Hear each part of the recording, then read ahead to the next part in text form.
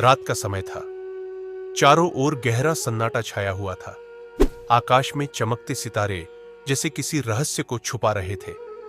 एक युवक जिसका नाम अर्जुन था, अपने जीवन से बेहद परेशान था। वह बार बार भगवान से एक ही सवाल पूछता था, हे प्रभु, मैंने हमेशा अच्छे कर्म किए, फिर भी मेरी जिंदगी में दुख ही क्यों है?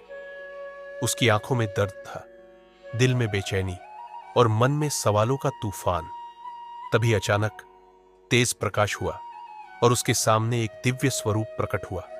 वह कोई और नहीं, स्वयं श्री कृष्ण थे। मधुर मुस्कान, शांत आंखें और चेहरे पर अद्भुत तेज। अर्जुन उन्हें देखकर स्तब्ध रह गया। श्री कृष्ण बोले, अर्जुन, तुम्हारे मन में जो प्रश्न है वही इस संसार के 99% लोगों के मन में है। तुम सोचते हो कि तुम्हारे कर्म का फल तुरंत मिलना चाहिए, लेकिन यह संसार एक नियम पर चलता है और वो है कर्म का नियम। गहरा सत्य। श्री कृष्ण आगे बोले, इंसान का हर कर्म, चाहे वह अच्छा हो या बुरा, इस ब्रह्मांड में कहीं भी खोता नहीं है। हर कर्म एक बीज की तरह होता है, जो सही समय आने पर फल बनकर वापस आता है। लेकिन सबसे बड़ा भ्रम, अर्जुन, लोग सबसे बड़ी गलती ये करते हैं। वो चाहते हैं कि बीज बोते ही फल मिल जाए, लेकिन क्या कभी ऐसा होता है? अर्जुन चुप था, उसके पास कोई जवाब नहीं था।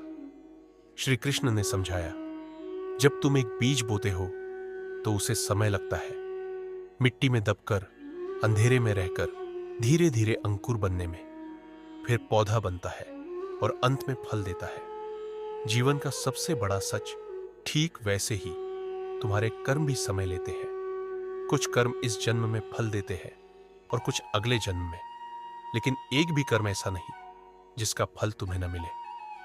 अर्जुन का दर्द। अर्जुन बोला, हे प्रभु, अगर ऐसा है तो फिर मुझे इतना दुख क्यों मिल रहा है?